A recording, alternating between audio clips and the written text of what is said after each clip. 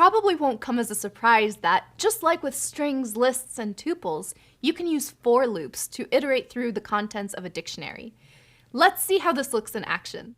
So file counts equals, open bracket, JPEG 10, comma, TXT 14, comma, CSV 2, comma, PY 23, and then close bracket.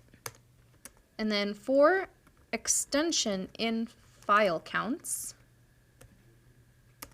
2 spaces, print extension. So if you use a dictionary in a for loop, the iteration variable will go through the keys in the dictionary. If you want to access the associated values, you can either use the keys as indexes of the dictionary, or you can use the items method, which returns a tuple for each element in the dictionary. The tuple's first element is the key, its second element is the value. Let's try that with our example dictionary. For extension amount in file counts dot items, print there are, and then brackets, files with the dot brackets extension dot format amount extension. Sometimes you might just be interested in the keys of a dictionary. Other times you might just want the values. You can access both with their corresponding dictionary methods, like this. File counts dot keys,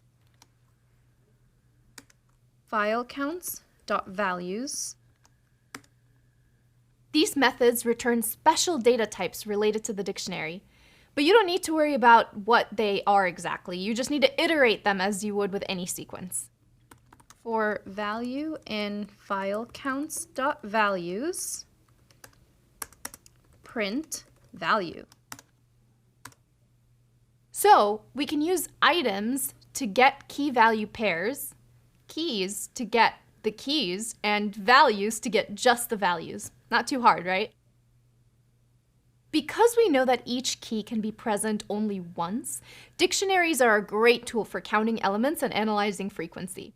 Let's check out a simple example of counting how many times each letter appears in a piece of text. In this code, we're first initializing an empty dictionary, then going through each letter in the given string. For each letter, we check if it's not already in the dictionary, and in that case, we initialize an entry in the dictionary with a value of 0. Finally, we increment the count for that letter in the dictionary. To sum up, we've created a dictionary where the keys are each of the letters present in the string, and the values are how many times each letter is present. Let's try out a few example strings. Count letters, let's say A. Count letters, tenant. Count letters, and this time we'll say a long string with a lot of letters. Here you can see how the dictionary can have any number of entries, and the pairs of key values always count how many of each letter there are in the string. Also, do you see how our simple code doesn't distinguish between actual letters and special characters like a space? To only count the letters, we'd need to specify which characters we're taking into account. This technique might seem simple at first, but it can be really useful in a lot of cases. Let's say, for example, that you're analyzing logs in your server and you want to count how many times each type of error appears in the log file. You could easily do this with a dictionary by using the type of error as the key and then incrementing the associated value each time you come across that error type. Are you starting to see how dictionaries can be a really useful tool when writing scripts?